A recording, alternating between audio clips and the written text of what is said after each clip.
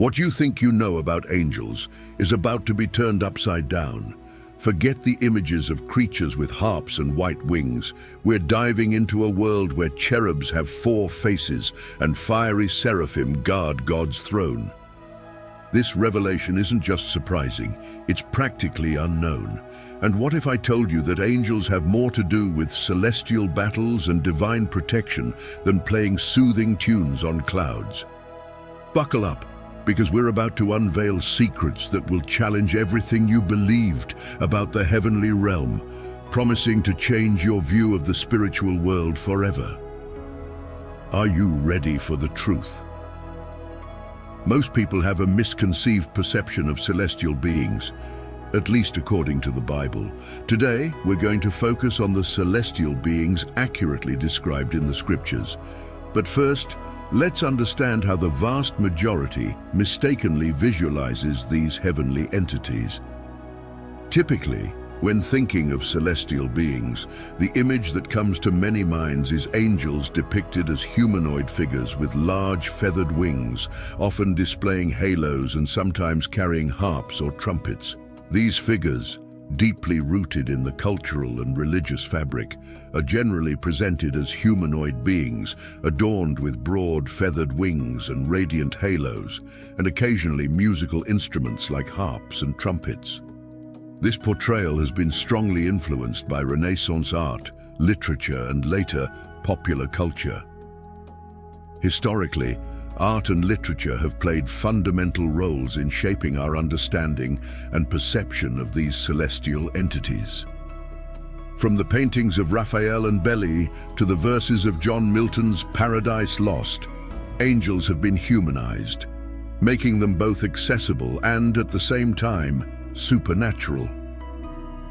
This anthropomorphism reflects humanity's desire to comprehend the divine, to narrow the vast chasm between the mortal and the eternal. Moreover, movies, TV shows, and even Christmas imagery, especially in the West, have reinforced this representation, often diluting the deep spiritual meaning of these beings into mere decorative ideas or fantastical characters. Celestial beings are not cute or gentle creatures spending their days playing harps. They are beings of unimaginable power. They don't look like Cupid. They are true spiritual entities with real power. The fact that these celestial beings can stand in the presence of the Lord and behold His face reveals their power. We, in our mortal bodies and with all our sins, cannot stand before the Lord and see His face, for God's word tells us that no man has seen God and lived. Yet angels can see the Lord. Listen to how Angel Gabriel introduces himself in Luke 1:19. The angel answered, "I am Gabriel, who stands in the presence of God. I have been sent to speak to you and to bring you this good news." Gabriel stands in the presence of the Lord Himself. If we were to see the Lord's face in all His holiness and glory, our spirit would leave our body faster than we can blink. Angels. A single angel killed 185,000 Assyrian soldiers in one night. Angels, an angel shut the lions' mouths. Angels, an angel rolled away the stone from Jesus' tomb. Angels, an angel guided Philip to the Ethiopian eunuch for a divine appointment. Angels, an angel freed Peter from Herod's prison. These benevolent beings are sent by God as messengers, protectors, and guides for humanity. However, cherubim, under the broad umbrella of celestial entities, stand out from traditional angels in both function and appearance. They are not ordinary angels, nor even archangels. They are unique, a type of their own among celestial beings, distinct from isolated angels. The Bible gives us several detailed descriptions of cherubim that starkly contrast with the common perception of angels. The most vivid description of cherubim is in the Book of Ezekiel. In Ezekiel 1:5-11, it says, "From the midst of the storm came 4 living creatures. They looked like humans, but each had 4 faces and 4 wings. Their legs were straight, and the soles of their feet were like the sole of a calf's foot. and they sparkled like the color of burnished bronze. Under their wings, on their four sides, they had human hands. These four creatures had their faces and their wings arranged in such a way. Their wings touched one another. They did not turn when they moved. Each one went straight forward. As for the appearance of their faces, each had the face of a man in front. All four had the face of a lion on the right side, the face of an ox on the left side, and all four had the face of an eagle. And in Ezekiel 10:20-22, these are the living creatures I had seen beneath the God of Israel by the river Chebar, and I knew they were cherubim. Each had four faces and each four wings, and underneath their wings was the likeness of human hands. As for the likeness of their faces, they were the same faces whose appearance I had seen by the river Chebar. Each one moved straight ahead. These passages show us that cherubim are very different from the conventional image of angels. They are not gentle beings with feathered wings and halos, but rather powerful, multifaceted creatures with multiple faces and wings, a representation that challenges our understanding and makes us reflect on the diversity and power of the heavenly realm. In Ezekiel's vision, the cherubim are described as having multiple faces, that of a man, a lion, an ox, and an eagle. Here, in the presence of this celestial entity, we encounter one of the most fascinating aspects of the creature. It possesses the faces of earthly creatures. We know that cherubim were created before the world, as in the Book of Job, we see that the sons of God, who were angels, rejoiced when God created the earth. Job 38:6-7. It's clear to us that angels precede the creation of the earth, and therefore also precede the creation of all living creatures on earth. Simply put, this means they precede the creatures they resemble. Isn't that intriguing? After studying this area of Scripture, I've never seen men, lions, oxen, and eagles in the same way again. This point might not be surprising to everyone, but when I understood that this celestial creature has these four faces and yet predates all these four creatures, I was utterly amazed. Thus we can agree that cherubim are unique creatures. They bear the appearance of earthly creatures that had not yet been created when the cherubim themselves were. That's why I describe these wonderful celestial creatures as the most mysterious, because they clearly have a connection to earth. Yet the Bible does not reveal a vast amount of information about them. Imagine the vision of this extraordinary creature before your eyes, the cherubim, as described in the passages of Ezekiel, with four faces looking at you, the human, the lion, the ox, and the eagle, all unified in a single being. Its form is human-like yet celestial, adorned with four wings that seem to carry it effortlessly through the heavens. Straight legs and feet like polished bronze reveal a majestic presence, while under those mighty wings, human hands are revealed, merging the divine and terrestrial in an unimaginable way. Can you imagine the mix of emotions flooding you as you see this celestial being? Fear and awe intertwine as you find yourself at once terrified and moved by its presence.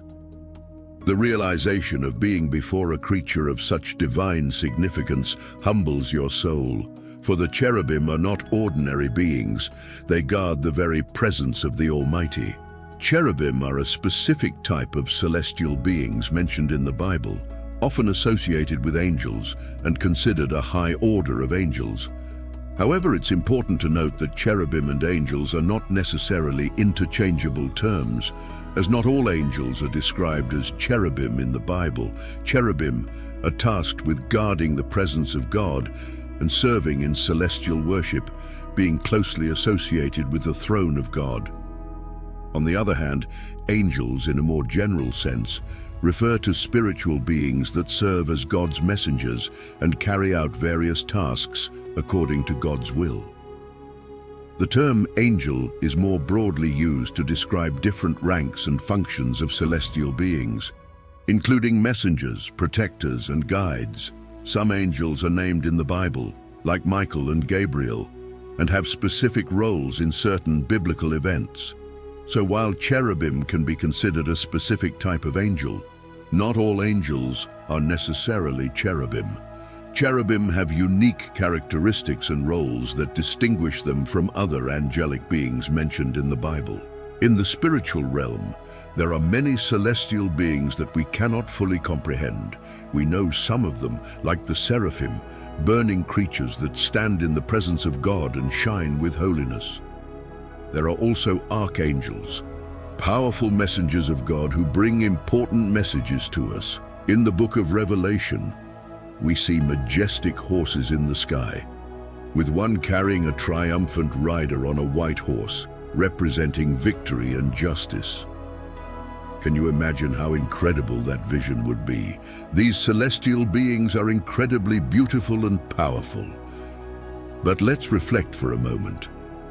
While the Bible tells us about some celestial beings, there is so much we don't know about the spiritual realm.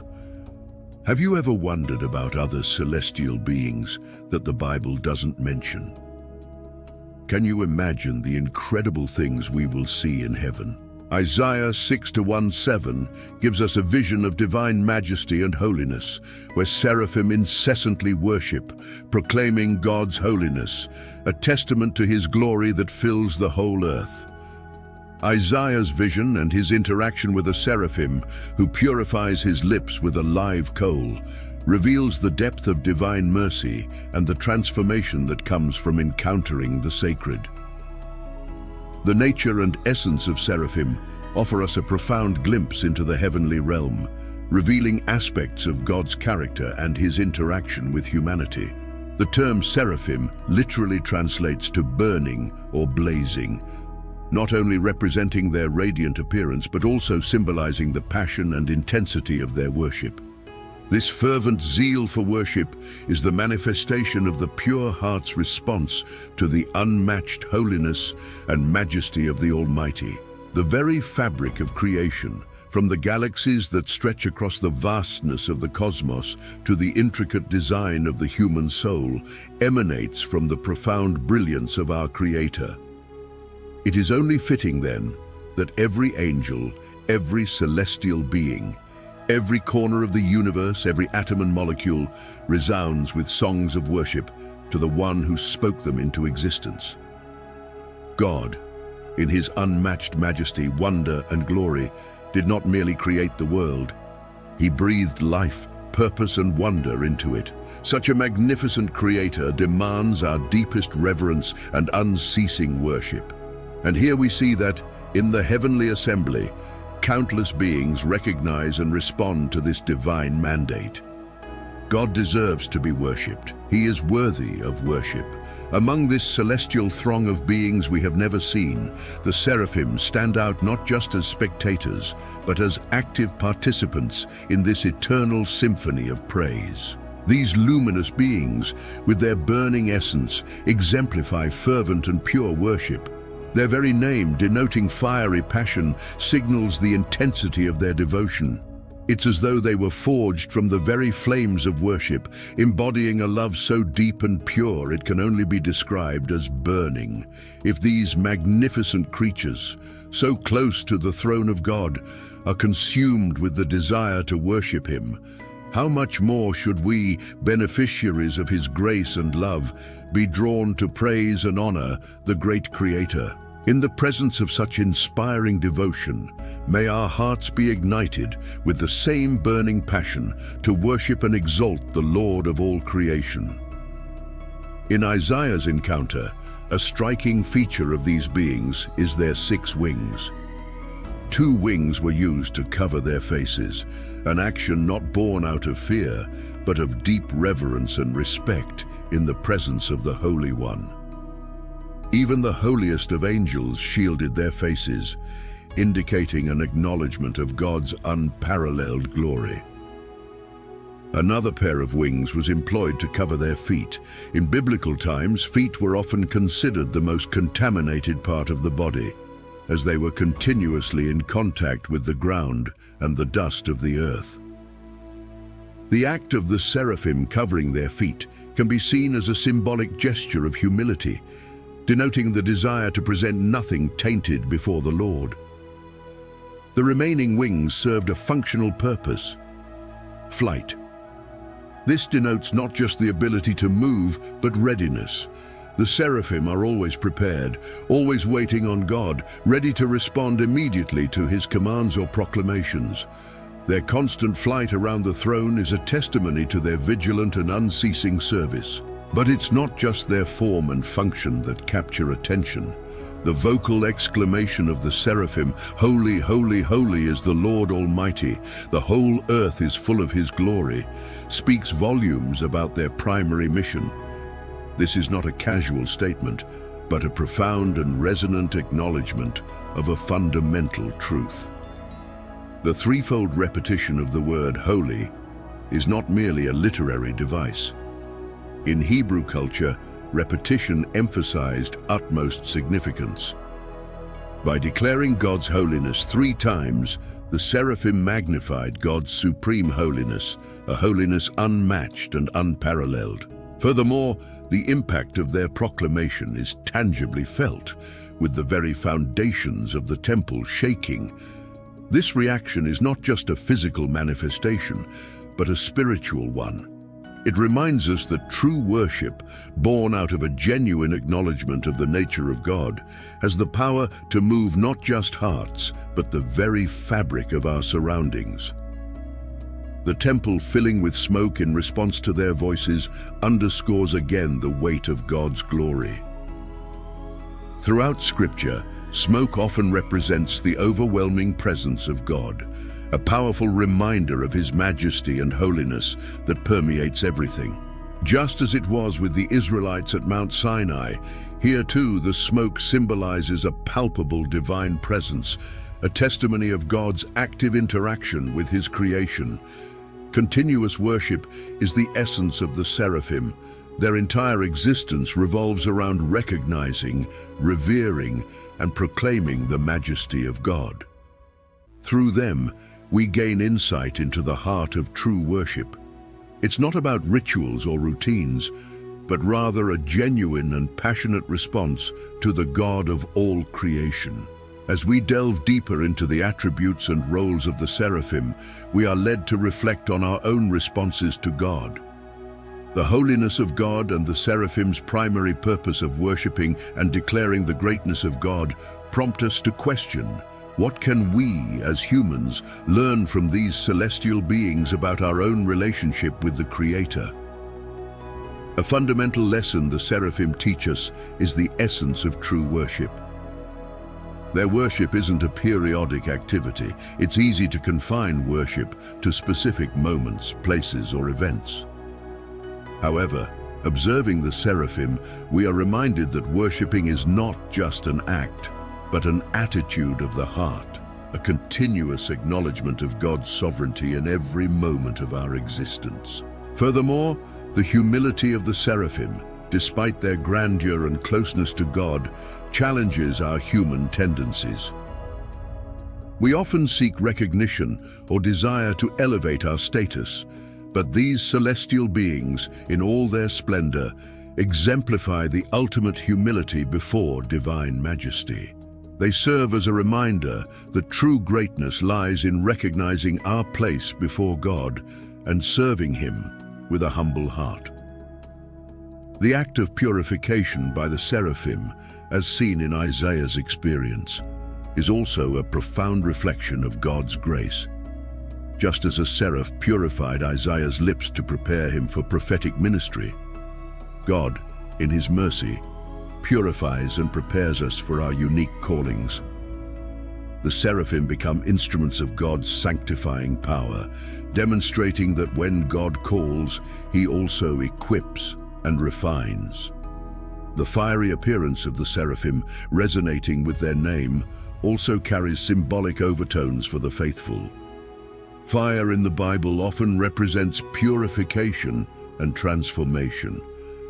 For believers, this serves as an allegory of the transformative power of God's presence in our lives. As we draw closer to God, we embark on a process of sanctification, during which the impurities of our lives are cleansed, shaping us increasingly into the likeness of Christ. A striking analogy we can draw is with the seraphim's ceaseless proclamation of God's holiness. Holiness, by its very nature, stands apart from the common or ordinary. When something is described as holy, it implies an intrinsic uniqueness, a distinction that elevates it above everything else. The seraphim, by crying, "Holy, holy, holy," are not just recognizing God's uniqueness, but are emphasizing a divine attribute that permeates his entire being and all his actions, his transcendental holiness. The Bible highlights God's love, mercy, justice, among other attributes, but none can be fully understood or appreciated without first grasping God's holiness.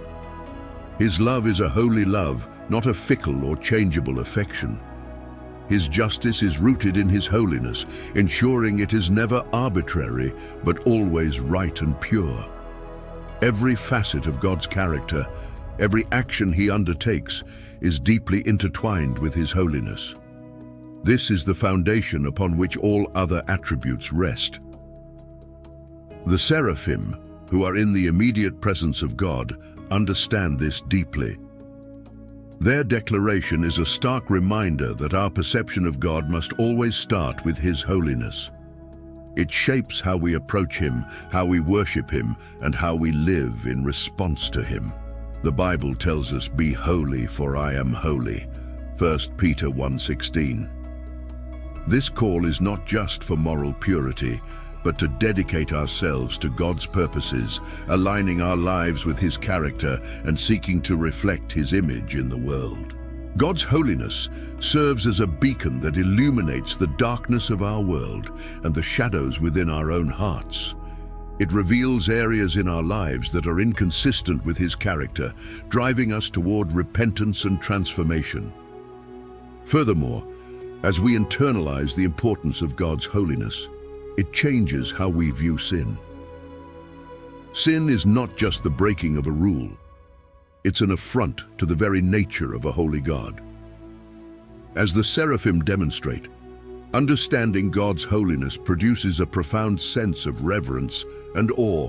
It redefines our understanding of worship, which becomes less about routine and more about a sincere response to a God whose essence is incomparable and unmatched.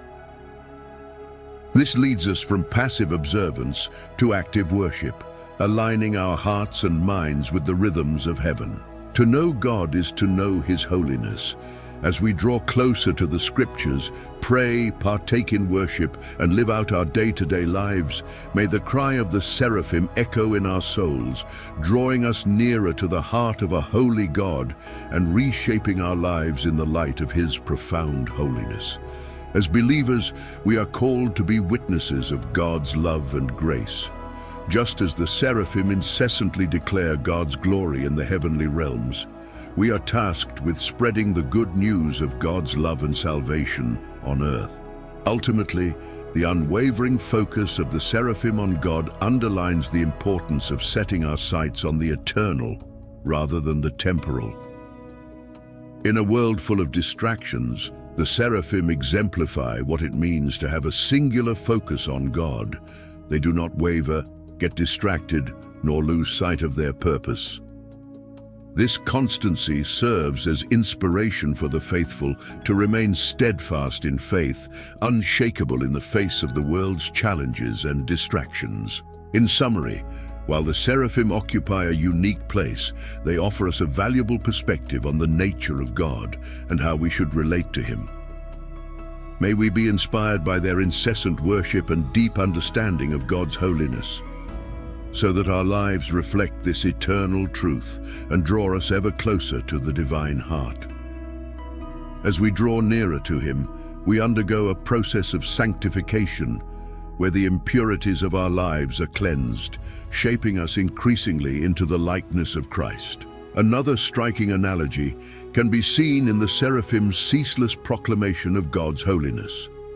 Holiness, by its very nature, stands apart from the common or ordinary. When something is described as holy, it carries with it a uniqueness, a distinction that elevates it above all else. The seraphim, with their fervent cry of "Holy, holy, holy," are not merely acknowledging God's uniqueness, but are emphasizing a divine attribute that permeates everything He is and does, His transcendental holiness. The Bible highlights God's love, His mercy, justice, and many other attributes, but none of these can be truly understood or appreciated without first grasping God's holiness. His love is a holy love, not a fickle or changeable affection. His justice is rooted in His holiness, ensuring it is never arbitrary, but always right and pure. Every facet of God's character, every action He undertakes, is deeply intertwined with His holiness. This is the foundation upon which all other attributes stand. The seraphim, those in the immediate presence of God, understand this profoundly. Their declaration is a stark reminder that our perception of God must always begin with His holiness. It shapes how we approach Him, how we worship Him, and how we live in response to Him. The Bible tells us, "Be holy, for I am holy," was Peter 1:16. This call is not just for moral purity, but to set ourselves apart for God's purposes, aligning our lives with His character and seeking to reflect His image in the world. The holiness of God serves as a beacon, lighting up the darkness of our world and the shadows within our own hearts. It reveals the areas in our lives that are inconsistent with His character, driving us towards repentance and transformation. Moreover, when we internalize the significance of God's holiness, it influences how we view sin. Sin is not merely the breaking of a rule, it's an affront to the very nature of a holy God. And as the seraphim demonstrate, understanding God's holiness produces a profound sense of awe and reverence. This redefines our understanding of worship. It becomes less about routine and more about a heartfelt response to a God whose essence is unparalleled and unmatched. Truly knowing God is to know Him in His holiness. As we delve into the Scriptures, pray, engage in worship, and live out our day-to-day, may the cry of the seraphim echo in our souls, drawing us closer to the heart of a holy God and reshaping our lives in the light of His profound holiness. As believers, we are called to be witnesses of God's love and grace. Just as the seraphim ceaselessly declare God's glory in the heavenly realms, we are tasked with the mission of spreading the good news of God's love and salvation on earth. Finally, the unwavering focus of the seraphim on God underscores the importance of setting our sights on the eternal rather than the temporal. In a world full of distractions, the seraphim exemplify what it means to have a singular focus on God. They do not waver, get distracted, or lose sight of their purpose. This steadfastness serves as an inspiration for believers to remain steadfast in faith, unshakable in the face of the world's challenges and distractions. Although the seraphim are celestial beings far removed from our daily experience, their existence and role in the spiritual realm offer valuable lessons for us. Their ceaseless worship and proclamation of God's holiness remind us that we should seek a deeper understanding and a closer relationship with the Almighty. They show us the value of unwavering devotion, profound humility, and the vital role we play as messengers of God's sanctifying grace. Now, speaking of angels, these fascinating creatures are a fundamental part of the spiritual realm, playing a significant role both in the Bible and in Christian faith. As we explore the universe of angels, we gain a deeper understanding of the divine plan for our lives and come to appreciate the divine beings who operate behind the scenes, protecting and guiding us. However, there is often some confusion about angels, especially when ancient Jewish texts, like the Book of Enoch, mix with the information found in the Bible. To clarify, let's highlight some angels named both in the Book of Enoch and in the Bible, and then focus specifically on the angels mentioned within the biblical canon. Among the most renowned angels, we have Michael, known in both Jewish and Christian traditions as a warrior protector, and Gabriel, described as one of the archangels tasked with delivering divine messages to humans. Raphael, associated with healing, and Uriel, linked to wisdom and guidance, are other examples of archangels whose stories inspire us and teach about the multifaceted nature of God. In the biblical canon, only 4 angels are named: Michael, the archangel; Gabriel, God's messenger; Lucifer, the fallen one; and Abaddon, also known as Apollyon, the destroyer. Gabriel and Michael are particularly highlighted for their significant roles in the spiritual realm. Gabriel is an imposing and glorious figure, mentioned in both the Old and New Testaments, and is considered one of the most prominent angels.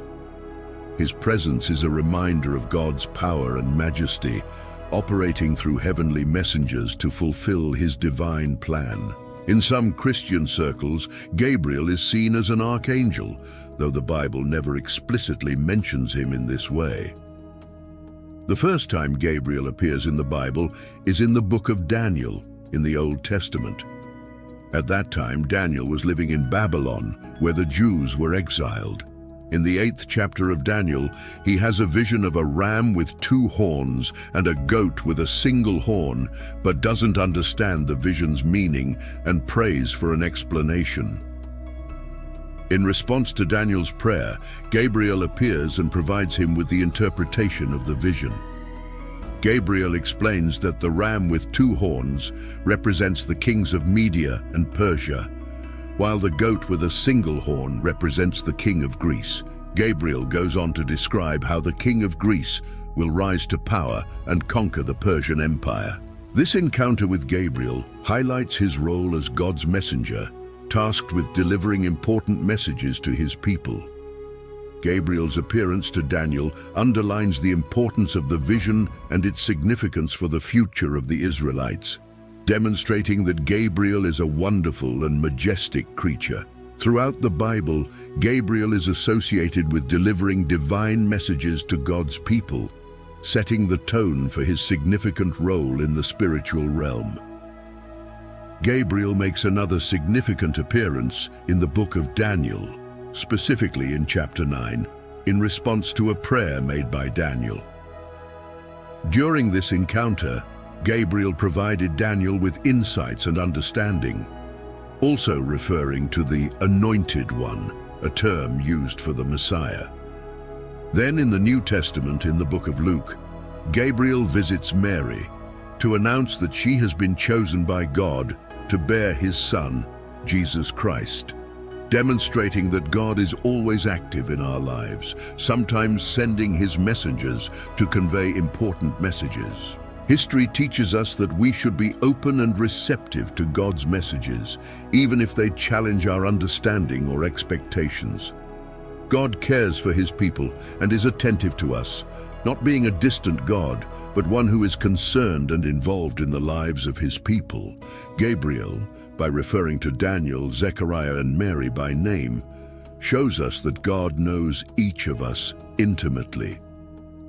Reflecting on Gabriel's appearances, we are reminded of God's closeness and his direct intervention in our lives, bringing messages of hope, guidance, and revelation of his divine plans.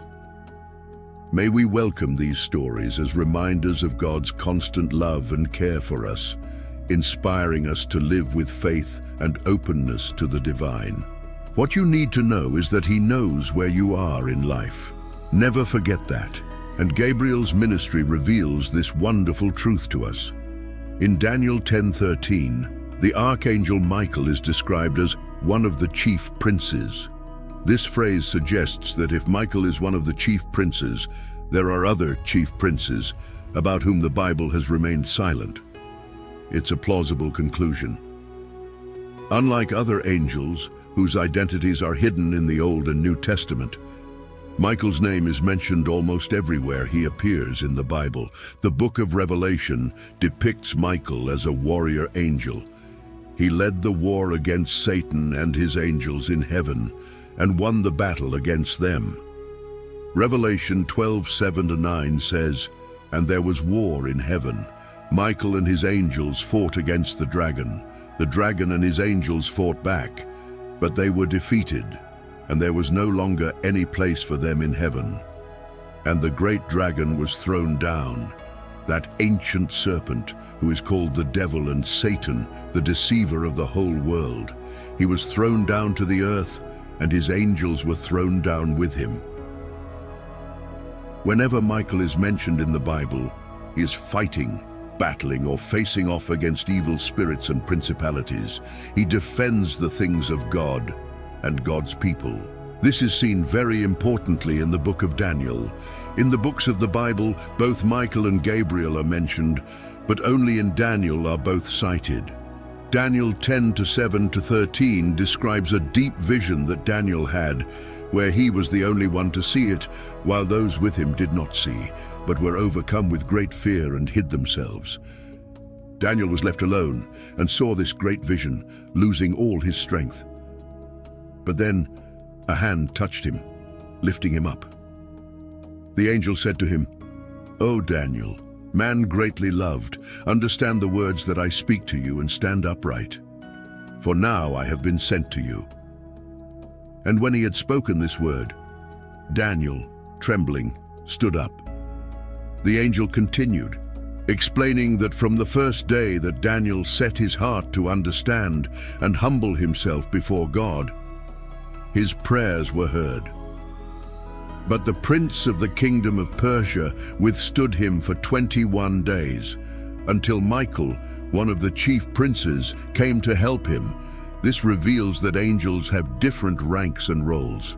The passage suggests that there are powerful spiritual beings representing nations, like the prince of the kingdom of Persia, indicating that there are spiritual beings who have authority or dominion, which aligns with the New Testament idea that angelic ranks are organized and have a hierarchy. This confrontation between spiritual beings reveals that our world is influenced by spiritual battles that occur in dimensions we do not see. Michael in particular has a direct connection to the nation of Israel and will play a prominent role in the end times, protecting Israel during the Great Tribulation. He is more than a warrior. He has the special task of protecting Israel, proving to be a leader among the angels, leading them in battles against evil.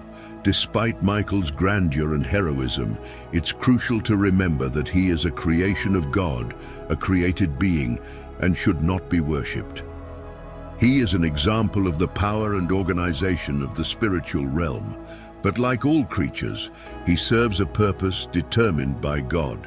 This narrative gives us a glimpse into the complexities of the spiritual world and the ongoing battles that have direct implications on our physical world and human history. Understanding the role of angels like Michael and Gabriel helps us appreciate the depth of divine intervention in human history and the constant struggle between good and evil. He is not equal to God. Therefore, he should not be worshipped. Whenever people attempt to bow down and worship angels in the Bible, they are prohibited by them. Angels are serving spirits. Sometimes we don't even realize what God is doing for us. In Psalm 91, 1-9, it is said that whoever dwells in the shelter of the Most High will rest in the shadow of the Almighty. We declare about the Lord that He is our refuge and our fortress, our God in whom we trust. He will surely deliver us from the fowler's snare and from the deadly pestilence. He will cover us with His feathers, and under His wings we will find refuge. His faithfulness will be our protective shield. We will not fear the terror of night, nor the arrow that flies by day, nor the pestilence that stalks in the darkness, nor the plague that destroys at midday. 1,000 may fall at our side, 10,000 at our right hand, but it will not come near us. With our eyes only, we will observe and see the punishment of the wicked, for we have made the Lord our refuge, the Most High, our dwelling place, As believers, we know that God is always with us, protecting us and guiding us through life's challenges, but sometimes we don't even realize what God is doing for us. We might be going through a tough situation or facing a dangerous circumstance and still come out unscathed without realizing that it was God who protected us. Today, I want to talk to you about God's protection. The Bible tells us that God is our refuge and strength, an ever-present help in trouble. When we trust in Him, we can be sure that He will protect us and keep us safe from all harm. Psalm 91:11-12 assures us that He will command His angels concerning us to guard us in all our ways. They will lift us up in their hands so that we will not strike our foot against a stone. But sometimes we don't even realize that God is protecting us. It could be that we're driving and don't realize that we narrowly avoided a serious accident, or maybe we're coming home from work without realizing that we were protected from a potential attack. We might be going through a tough situation without realizing that God was working behind the scenes to protect us and guide us. That's why it's important to trust in God's protection even when we don't see it. We might not understand why certain things happen or why we go through certain trials, but we can be confident that God is always working for our good, even when we don't realize it. You and I know that God has angels, and the Bible tells us that He assigns these angels the task of taking care of us. There are angels charged with protecting us in all our ways, wherever we're traveling. God's angels are watching over us, whether we're on our way to work, coming back home, heading to the store or anywhere else. There's at least one angel taking care of you. To this world, you might not matter. To this world, you might be irrelevant. To this world, you might just be another number or another body. But to God, you matter enough for Him to assign His angels to look after you. God has given you a mission to take care of you. You matter. You matter a lot to God. Sometimes we don't even realize what God is doing for us. In Christianity, angels play a significant role in our lives and families, as well as in all areas of our existence. As you listen to me now, it's quite possible that at least one angel is present in your home.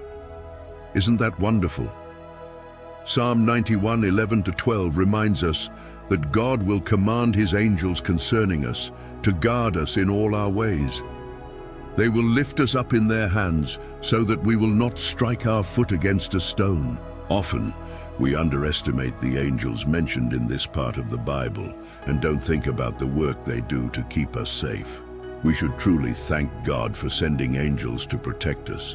The President has the Secret Service protecting him, the best humans taking care of him. But you, on the other hand, have secret angels looking out for you, watching your back. There are times when God sent angels for special missions. God sent angels to Lot, Abraham's nephew, who parted ways and went to Sodom and Gomorrah.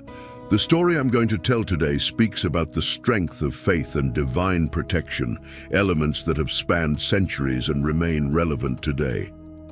Our journey begins in the ancient city of Sodom, a place marked by wickedness to such an extent that God decided to intervene in a drastic way.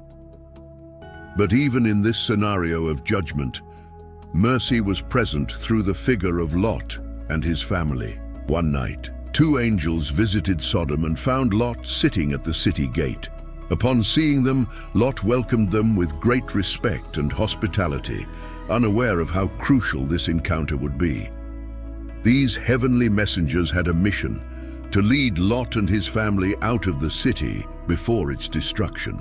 The biblical narrative, specifically in Genesis 19, reveals the urgency and divine mercy in saving Lot and his family from the impending catastrophe. This account makes us reflect on how often we are protected from dangers without even realizing it. Just as the angels guided Lot, it is believed that there are angels around us, protecting us and interceding on our behalf.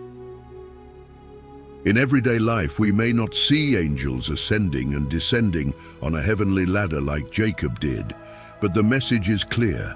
We are under the constant watch of divine forces.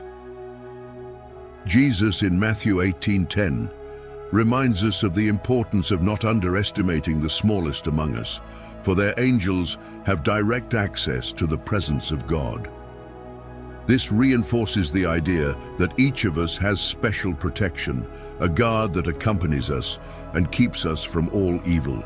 The truth is, we often go through difficulties and challenges without realizing the extent of divine protection over our lives. In Isaiah 43:2, there's a powerful promise that assures us, even when passing through deep waters or fire, we will not be consumed or drowned.